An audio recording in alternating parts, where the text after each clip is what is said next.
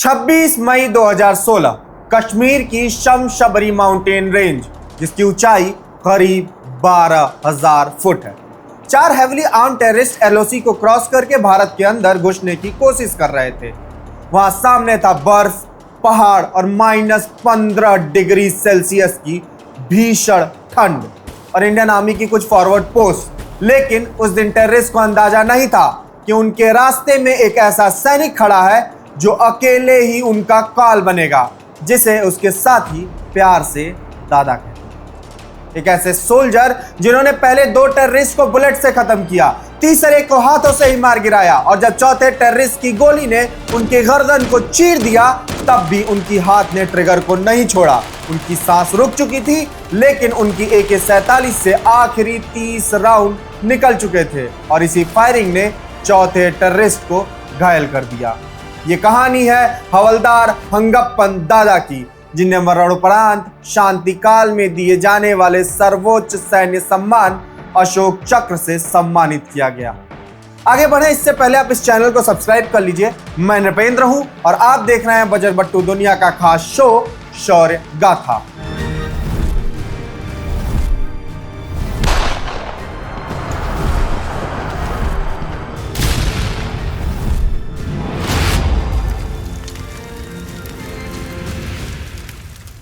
हवलदार हंगप्पन दादा का जन्म 2 अक्टूबर 1979 को अरुणाचल प्रदेश के तिरप जिले के बोरदुरिया गांव में हुआ। उनके पिता का नाम श्री सेनवांग दादा और माता का नाम श्रीमती तोई जिंग था। बचपन से ही दादा बाकी बच्चों से अलग रहा करते थे। उनकी फिजिकल इंड्योरेंस, डिसिप्लिन और स्टेमिना बहुत स्ट्रांग था। वो डिसिप्लिन होने के साथ साथ फिजिकली काफी एक्टिव रहा करते थे और यही डिसिप्लिन आगे जाकर बैटलफील्ड में उनकी सबसे बड़ी ताकत बना था। लेकिन दादा सिर्फ स्ट्रांग नहीं थे, उनमें रिस्क लेने की भी आदत बचपन से ही थी। टीनेज में उन्होंने अरुणाचल प्रदेश के ही तिरप जिले में तेज बहती नदी में कूद कर डूब रहे अपने एक साथी की जान बचाई थी और सेना को ज्वाइन करने से कुछ समय पहले उन्होंने जॉर्ज में गिरी एक बस से पैसेंजर्स को निकालने के लिए अपनी जान तक जोखिम में डाल दी थी। यानी बैटलफील्ड में जो फियरलेसनेस दुनिया ने देखी, जिसकी कहानियां सुनी, उसकी शुरुआत बहुत पहले हो चुकी थी। 28 अक्टूबर 1997 को हवलदार हंगप्पन दादा इंडियन आर्मी में भर्ती हुए और elite 3rd battalion parachute regiment का हिस्सा बने। 6 साल बाद उनका ट्रांसफर असम रेजिमेंटल सेंटर में कर दिया गया और 24 जनवरी 2008 को उन्हें असम रेजिमेंट की 4थी बटालियन में तैनात किया गया। दादा एक डिवोटेड क्रिश्चियन भी थे। वो संडे को प्रेयर मीटिंग कंडक्ट किया करते थे, फेलो सोल्जर्स को स्पिरिचुअलिटी पर गाइड किया करते थे और छुट्टी पर घर आने के बाद भी चर्च की प्रेयर्स को लीड किया करते थे। उनकी पर्सनालिटी में एक स्ट्रेंज सा मिक्स था। वो बैटलफील्ड के वॉरियर थे, खुद स्पिरिचुअल गाइड थे और पर्सनल लाइफ में बहुत ही एडवेंचरस इंसान थे। उनकी एक अनयूजुअल हॉबी थी कि वो सांप पालते थे। उनकी वाइफ चेजन बाद में ये याद करती कि उन्हें ये सुनकर डर भी लगता था कि दादा सांप रखा करते थे। एक बार तो उन्हें एक सांप ने काट भी लिया था और मेडिकल ट्रीटमेंट के लिए उनको हेलीकॉप्टर से एयर लिफ्ट करना पड़ा था। यानी दादा ऑर्डिनरी लाइफ जीने वाले इंसान नहीं थे, उनके अंदर एक अलग सी इंटेंसिटी थी। 2016 में हवलदार हंगप्पन दादा ने जम्मू एंड कश्मीर में 35 राष्ट्रीय राइफल के साथ एक चैलेंजिंग असाइनमेंट के लिए खुद वॉलंटियर किया। यह यूनिट नौगाम सेक्टर में कुपवाड़ा जिले में डिप्लॉयड थी। उस समय एरिया काफी रिमोट, रग्ड और डेंजरस था। शमशबरी रेंज की फॉरवर्ड पोस्ट पर कई सैनिक तैनात थे। यहाँ पर इन्फिल्ट्रेशन का खतरा लगातार बना रहता था, इसीलिए आर्म्ड पेट्रोल्स और एम्बुश वहां के रोजमर्रा का हिस्सा हो गया था। इस एरिया की जियोग्राफी बहुत ट्रिकी हुआ करती थी। एलओसी और फेंस के बीच कुछ जगह 50 मीटर का गैप था, तो कुछ जगह यह डिस्टेंस 2 किलोमीटर से भी ज्यादा हो सकती थी। हैवी स्नो हर साल फेंस को डैमेज कर दिया करती थी और टेररिस्ट इन्हीं गैप्स का फायदा उठाकर भारत की सीमा में घुसने की कोशिश किया करते थे। मई 2016 में इन्फिल्ट्रेशन का सीजन फिर से शुरू होने वाला था। सर्दियों में कई पोस्ट खाली की जाती थी क्योंकि स्नो, वेदर और लॉजिस्टिक बहुत मुश्किल हो जाते थे, लेकिन समर आते ही पोस्ट फिर से ऑक्युपाई की जाती थी ताकि इन्फिल्ट्रेशन रूट को बंद किया जा सके। 26 मई 2016 को एग्जैक्टली यही हुआ। POK यानी पाकिस्तान अधिकृत कश्मीर की लीपा वैली से 4 हैविली आर्म्ड टेररिस्ट निकले। लीपा वैली बाहर से देखने में बेहद खूबसूरत लगती है, लेकिन उतनी ही खतरनाक भी है। यहाँ वॉलनट और सेब के बाग हैं, पहाड़ी झरने हैं, घास के मैदान हैं, टूरिस्ट हैं, लेकिन यहीं कई आतंकी संगठनों के लॉन्च पैड्स भी हैं। जहां से इन्फिल्ट्रेटर्स एलओसी क्रॉस करके कश्मीर में आतंक फैलाने के लिए भेजे जाते हैं। उस रात घुप अंधेरा था, भयंकर बारिश हो रही थी, बिजली की चमक शमशबरी की बर्फीली पहाड़ियों को रोशन कर रही थी और इसी का फायदा उठाते हुए 4 टेररिस्ट धीरे धीरे एलओसी क्रॉस करके भारत की सीमा में घुस रहे थे। सुबह की पहली रोशनी फैल रही थी। 35 राष्ट्रीय राइफल्स की मीरा पोस्ट पर तैनात एक सिपाही को अपनी आंख के कोने से कुछ मूवमेंट दिखाई दी। पहले लगा कि शायद कोल्ड और स्टिलनेस उनके साथ कोई ट्रिक खेल रही है, शायद कोई जानवर होगा, क्योंकि उस बर्फ से ढकी ऊंचाई पर तेंदुए और भालुओं का आना काफी आम बात थी। लेकिन सोल्जर्स की इंस्टिंक्ट अक्सर गलत नहीं होती है। वो अपनी AK-47 को रेडी रखकर पोस्ट से बाहर निकले। मुश्किल से 30 मीटर वो आगे बढ़े होंगे, तभी गिरी हुई बर्फ में उन्हें इंसानों के फुटप्रिंट्स दिखे। उन्हें तुरंत समझ में आ गया कि आज कांटेक्ट होगा, जो कि राष्ट्रीय राइफल्स की हर यूनिट के बाहर आपको लिखा मिलेगा। उन्होंने तुरंत अलार्म रेज किया। Within moments message echo company commander major के अमृता राज तक पहुंचा। मेजर राज उस समय शमशबारी एरिया में एक्टिव ऑपरेशंस को लीड कर रहे थे। उन्होंने बस अपनी गर्म चाय की पहली सिप ली ही थी, लेकिन रेडियो अलर्ट ने सब कुछ साफ कर दिया। नौगाम सेक्टर में सीजन का पहला कांटेक्ट शुरू होने वाला है। मेजर राज ने तुरंत 4 रिजलाइन पोस्ट और नीचे बर्फ से ढकी स्लोप पर निकली 3 पोस्ट को अलर्ट कर दिया। ऑर्डर साफ था, टेररिस्ट को घेरना है, भागने नहीं देना है। हवलदार हंगप्पन दादा उस समय साबू पोस्ट पर तैनात थे। यह पोस्ट रिजलाइन से लगभग 2000 मीटर नीचे थी। दादा और कुछ सोल्जर्स नीचे लॉजिस्टिक बेस से राशन और स्टोर्स लेने के लिए निकलने ही वाले थे। ऐसी फॉरवर्ड पोस्ट पर सप्लाई मेंटेन करना आसान बात नहीं होती। सोल्जर्स को बेस तक जाने में 2 घंटे लगते थे। फूड और फ्यूल, एम्यूनेशन, बैटरीज और राशन लेकर वापस आने में 2 घंटे लगा करते थे। ऊपर से उस दिन फ्रेश स्नो पड़ी हुई थी। पिछले कुछ दिनों में शमशबरी रेंज के हायर रीचेज में 10 फीट से ज्यादा बर्फ जमा हो चुकी थी। टेम्परेचर -15 डिग्री सेल्सियस तक गिर चुका था। ठीक सुबह 6:15 पर मेजर राज का अलर्ट आया। दादा को आदेश मिला कि तुरंत एरिया कॉर्डन ऑफ करो। टेररिस्ट को नीचे माउंटेन साइड से स्लिप नहीं होने देना है।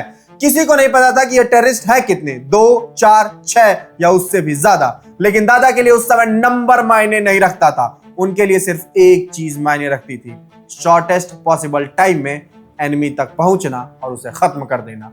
उन्होंने अपने साथियों को क्विक ऑपरेशनल ब्रीफिंग दी, फिर अपनी फेमिलियर कमांडिंग वॉइस में कहा कि वो हमारी पोस्ट तक आ गए हैं, अब इन्हें आगे नहीं जाने देंगे और यही खत्म कर देंगे। उनके सैनिक जानते थे कि दादा सिर्फ ऑर्डर्स देने वाले लीडर नहीं थे। वो जो कहते थे सबसे पहले खुद किया करते थे। वेपन हैंडलिंग में वह एक्सट्रीमली स्किल्ड थे। रॉकेट लॉन्चर्स हो, मीडियम मशीन गन्स हो, लाइट मशीन गन्स हो, मल्टी ग्रेनेड लॉन्चर्स हो, सपोर्ट वेपन्स हो, वो इन सब में खुद इतने ट्रेंड थे कि दूसरे सोल्जर्स को भी ट्रेन किया करते थे। उनका प्लान सिंपल था, ऊपर रिज लाइन पोस्ट पर ऑटोमेटिक फायर खोलेंगे ताकि टेररिस्ट पैनिक होकर नीचे साबू पोस्ट की डायरेक्शन में भागेंगे। नीचे दादा और उनके साथी एम्बुश में उनका वेट करेंगे। ऊपर से असॉल्ट राइफल्स और लाइट मशीन गन्स की फायर शुरू हो गई। प्लान के मुताबिक ही सब कुछ चल रहा था। टेररिस्ट घबरा गए और स्लोप से नीचे भागने लगे, एग्जैक्टली उसी डायरेक्शन में जहां दादा ने उनका ग्रैंड रिसेप्शन प्लान किया था। लेकिन फिर हुआ कुछ अनएक्सपेक्टेड। टेररिस्ट अचानक रुक गए। शायद उन्होंने दादा और उनके साथियों की पोजीशंस देख ली। टेक्स्ट बुक एम्बुश फेल होने का खतरा था। अब टेररिस्ट खुद को एडजस्ट कर रहे थे ताकि पहले फायर कर सकें। सिचुएशन सेकंड्स में बदल गई। दादा समझ गए कि अगर टेररिस्ट को कुछ और मोमेंट्स मिले तो उनके साथियों को ढूंढ ढूंढ कर मारेंगे। और इसी मोमेंट में दादा ने वो किया जिसे देखकर उनके साथी भी हैरान रह गए। जब बाकी सोल्जर्स कवर में थे, दादा अपनी पोजीशन से छलांग लगाकर उठे और टेररिस्ट की तरफ स्लोप पर चार्ज कर गए। उनके हाथ में फुल्ली लोडेड AK-47 थी। कुछ स्विफ्ट स्टेप्स में वह टेररिस्ट के पास पहुंचे और अपनी AK-47 की पूरी मैगजीन की 30 राउंड्स उन पर खाली कर दी। 2 टेररिस्ट वहीं खत्म हो गए। यह रिस्क टेरिबल था, लेकिन दादा ने रिस्क इसलिए लिया क्योंकि अगर वो वेट करते तो उनके साथ ही मारे जा सकते थे। दादा ने तुरंत फ्रेश मैगजीन लोड की, तभी 2 और टेररिस्ट को अलग अलग डायरेक्शंस में भागते देखा। वो छुपने की कोशिश कर रहे थे।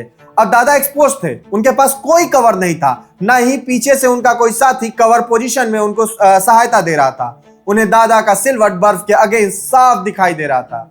वो उनकी सांसों की आवाज तक सुन सकते थे। वो सभी चिल्लाए, दादा सर रुक जाओ, कवर ले लो, आगे काफी खतरा है। लेकिन दादा ने मुड़कर पीछे नहीं देखा। उनके बड़ी लांस हवलदार वीर सिंह करीब 20 मीटर पीछे चल रहे थे और वो कवर देने के लिए तैयार थे। तीसरा टेररिस्ट जो बोल्डर के पीछे छिपा हुआ था, वह अचानक से बाहर निकला और उसने हंगप्पन दादा पर बर्स्ट फायर किया। लेकिन दादा ने लाइटनिंग स्पीड से खुद को साइडवेज फेंका और उन बुलेट से बच निकले। टेररिस्ट फिर पत्थर के पीछे छिप गया। उसे लगा कि अब वो सेफ है, लेकिन उसने एक गलती की। उसने फायरिंग की और दादा को बता दिया कि वो एग्जैक्टली कहां छिपा हुआ है। दादा धीरे धीरे बोल्डर के चारों तरफ रेंग कर उसके पास पहुंचे, फिर अचानक से उस टेररिस्ट पर टूट पड़े। उन्होंने राइफल के बट से उस पर वार किया। टेररिस्ट हथियार छोड़कर दादा के ग्रिप से छूटने की कोशिश करने लगा, लेकिन दादा ने उस लड़ाई को जल्दी खत्म किया। उन्होंने उस टेररिस्ट की गर्दन ही तोड़ दी और उसका शरीर उस बर्फ में गिर गया। अब तक 3 टेररिस्ट खत्म हो चुके थे, जिन्हें अकेले दादा ने मारा था। एक सैनिक ने बाद में कहा कि टेररिस्ट की यह बेवकूफी थी और उसकी कीमत उसे अपनी जान देकर चुकानी पड़ी। अब चौथा टेररिस्ट बचा था। वह ऊपर की ओर कुछ दूरी पर छुपा हुआ था। अब दादा ने उसकी खोज शुरू कर दी। उनकी AK-47 रेडी और लोडेड थी, लेकिन जैसे ही वो आगे बढ़े 7.62 mm की एक बुलेट पीछे से आई और उनके गर्दन को चीरती हुई निकल गई। चौथे टेररिस्ट ने क्लोज क्वार्टर से फायर किया था। दादा बर्फ में गिर पड़े। समय 9:45 हो रहा था। उसी वक्त हजारों किलोमीटर दूर उनके गांव में उनकी 9 साल की बेटी रुखिम और 6 साल का बेटा सेनवांग शायद स्कूल जाने के लिए रेडी हो रहे होंगे। उन्हें पता था कि उनके पापा दूर किसी माउंटेन पोस्ट पर तैनात हैं, जिनसे आने वाले दिनों में वो मिलने का भी प्लान बना रहे थे। लेकिन शमशबरी की सफेद बर्फ में उनके पिता अपनी आखिरी सांस ले रहे थे। और फिर कुछ ऐसा हुआ जिसने दादा को लेजेंड बना दिया, इतिहास के पन्नों में हमेशा के लिए अमर कर दिया। जैसे ही दादा गिरे, उनकी AK-47 की गोलियों की बौछार निकली। उनका हाथ ट्रिगर पर था। उस हालात में भी उन्होंने अपनी राइफल से 30 बुलेट्स फायर की। किसी को उस समय पता नहीं था, लेकिन दादा ने गिरने से पहले चौथे टेररिस्ट को बुरी तरीके से घायल कर दिया था और यही इंजरी बाद में मेजर राज और उनकी टीम को उसे खोजने में मदद करेगी। दादा ने देश के लिए सर्वोच्च बलिदान दे दिया, लेकिन उनका मिशन अभी खत्म नहीं हुआ था। दादा की टीम और मेजर राज के साथियों ने स्पॉट पर पहुंचा और लेकिन वो तुरंत दादा की बॉडी को रिट्रीव नहीं कर सकते थे, क्योंकि चौथा टेररिस्ट अभी भी जिंदा था। किसी भी फौजी के लिए सबसे क्रूअल रियलिटी होती है कि आपका बिलव्ड साथी आपके सामने गिरा है, लेकिन उस दर्द और शोक की भावनाओं को रोककर पहले आपको वो ऑपरेशन को पूरा करना पड़ता है। मेजर राज ने प्लान बनाया। टेररिस्ट को टॉप से घेरेंगे, नीचे पिन करेंगे और वहीं उसे खत्म कर देंगे। और इस प्लान को एग्जीक्यूट करने में लगभग 7 घंटे लग गए। फाइनली मेजर राज खुद लास्ट टेररिस्ट तक रेंग कर पहुंचे और शाम को लगभग 6 बजे 3 फायर में उसे खत्म कर दिया। अब सैनिक फाइनली दादा तक पहुंच सकते थे। अंधेरा होने लगा था। दादा के साथी उनके पास पहुंचे। उनका हाथ अभी भी उनकी राइफल के पिस्टल ग्रिप पर था। एक सैनिक उनको चेक करने के लिए घुटनों पर बैठा। उसे पता था कि कोई साइन नहीं मिलने वाला है, लेकिन उसको चेक करना ही था। जब मैगजीन निकाली गई तो पता चला दादा ने आखिरी सांस तक लड़ाई लड़ी थी, क्योंकि वो मैगजीन पूरी तरीके से खाली थी। उनके फ्रोजन हैंड ने आखिरी राउंड तक फायर किया था। कर्नल मनीष अग्रवाल, जो नौगाम ऑपरेशंस के दौरान 35 राष्ट्रीय राइफल को कमांड कर रहे थे, उन्होंने बाद में कहा कि दादा fought like a man possessed. ऐसे ही लोग आर्मी के लिए बैटल्स जीतते हैं। कुछ चीजें कोल्ड लॉजिक एक्सप्लेन नहीं कर सकता। ऑपरेशन ऑफिशियली अगले दिन खत्म हुआ, जब आर्मी ने एरिया को साफ किया, सैनिटाइज किया और ये कंफर्म किया कि सभी इन्फिल्ट्रेटिंग टेररिस्ट को खत्म कर दिया गया है। दादा ने सिंगल हैंडेडली 3 आतंकवादियों को एलिमिनेट किया था और चौथे को बुरी तरीके से घायल कर दिया था, जिसे बाद में उनकी टीम ने भी खत्म कर दिया। उनके एक्शन ने घुसपैठ की कोशिश को नाकाम कर दिया और अपने साथियों और न जाने कितने मासूमों की जान बचा दी। लेकिन उनकी कंपनी में उस रात कोई सेलिब्रेशन नहीं हुआ।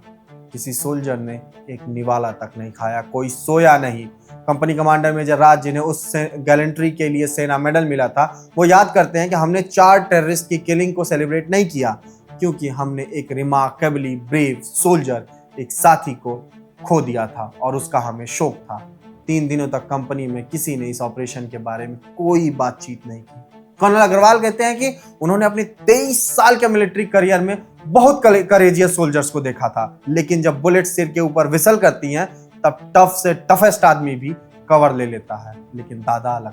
दादा अपने पीछे पत्नी चेजेन लोवांग दादा, बेटी रोखिन और बेटे सेनवांग को छोड़ गए। रोखिन और सेनवांग को याद है कि जब उनके पापा घर आते थे उनके साथ वीडियो गेम्स खेला करते थे। बटालियंस को दादा के उपदेश याद आते हैं जो वह यूनिट चर्च में एक पोस्टर की तरह दिया करते थे। 2016 की शुरुआत में दादा आखिरी बार घर आए थे। चेजन याद करती हैं कि वह उनके लिए एक ब्लू साड़ी और व्हाइट ब्लेजर ले आए थे। चेजन को दोनों चीजें काफी एक्सपेंसिव लगी थी, लेकिन दादा ने कहा कि ये कलर्स उन पर अच्छे लगेंगे। चेजन कहती है मुझे लगता था कि उन्हें वह ड्रेस मुझसे बहुत ज्यादा पसंद थी। उन्हें कभी दादा से पूछने की जरूरत भी नहीं पड़ती थी कि वो घर आकर क्या खाना चाहेंगे। हर बार उनका पसंदीदा खाना सेम था, चेजन का सिग्नेचर पोक और दाल भात। 25 मई की रात ऑपरेशन से ठीक पहले चेजन और दादा की आखिरी बातचीत हुई थी। दादा ने पूछा था कि चेजन और बच्चों ने डिनर किया कि नहीं। उन्होंने अपने पोस्ट के बारे में बताया। उन्होंने बताया कि क्रिसमस पर वो फैमिली को कोलकाता लेकर जाने वाले हैं। चेजन बाद में कहती है लेकिन ये कहानी अधूरी रह गई। 14 अगस्त 2016 को हवलदार हंगप्पन दादा को मरणोपरांत भारत का सर्वोच्च शांतिकालीन सैन्य सम्मान अशोक चक्र से सम्मानित किया गया। 2017 रिपब्लिक डे परेड में दिल्ली के राजपथ पर चेजन ने प्रेसिडेंट प्रणब मुखर्जी से अशोक चक्र अवार्ड रिसीव किया। उनका सिर नमस्ते में झुका हुआ था। बाहर से वह बेहद शांत दिख रही थी, लेकिन अंदर से टूट रही थी। उन्होंने वही ब्लू साड़ी और व्हाइट ब्लेजर पहना था जो दादा ने उनके लिए खरीदा था। चेजन ने बाद में कहा कि दिल में तो मैं रो रही थी, लेकिन सबको अपने आंसू कैसे दिखाते। आखिर मैं दादा की वाइफ हूँ और दादा की वजह से ही आज जहाँ हूँ वहाँ हूँ। अरुणाचल प्रदेश की सरकार ने एनुअल चीफ मिनिस्टर फुटबॉल और वॉलीबॉल चैंपियनशिप का नाम हवलदार हंगप्पन दादा के नाम पर रखने का फैसला किया। असम रेजिमेंटल सेंटर शिलोंग में मेन ऑफिस ब्लॉक भी उनके नाम पर रखा गया। जट्टी से तिरंगा पोस्ट तक 8 किलोमीटर ऑपरेशनल ट्रैक का भी नाम दादा हंगप्पन के नाम पर ही रखा गया। मेजर राज ने कहा कि हम दादा के करेज और उस दिन उन्होंने कैसे जंग लड़ी इसके बारे में बोलना कभी बंद नहीं करेंगे। हम हर दिन इसकी बात करेंगे। हवलदार हंगप्पन दादा की कहानी सिर्फ एक ऑपरेशन की कहानी नहीं है, ये कहानी उस सोल्जर की है जिसने अपने साथियों को बचाने के लिए कवर छोड़ दिया। उस वॉरियर की है जिसने बर्फ, बुलेट्स और मौत के सामने भी पीछे मुड़कर नहीं देखा। और उस लेजेंड की है जिसके बारे में उसके साथी आज भी कहते हैं Dada didn't just fight like a soldier, Dada fought like a man possessed. क्योंकि कुछ लोग सिर्फ ड्यूटी नहीं निभाते, कुछ लोग ड्यूटी को अपनी जिंदगी बना लेते हैं। दादा को आज पूरा देश काफी गर्व के साथ याद करता है और बजरबट्टू की पूरी टीम भी दादा के शौर्य को सलाम करती है। अगर आपको ये कहानी पसंद आई हो तो इस वीडियो को लाइक कीजिए, अपने सुझाव कमेंट में दीजिए और ऐसी और भी कहानियों के लिए आपको चैनल को सब्सक्राइब जरूर कीजिएगा।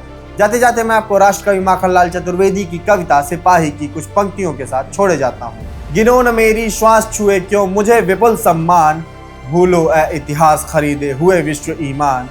अरिमुंडो का दान, रक्त तर्पण भर का अभिमान, लड़ने तक का महामान, एक पूंजी है तीर कमान। मुझे भूलने में सुख पाती जग की काली स्याही, दासों दूर कठिन सौदा है मैं हूं एक सिपाही। भारत माता की जय।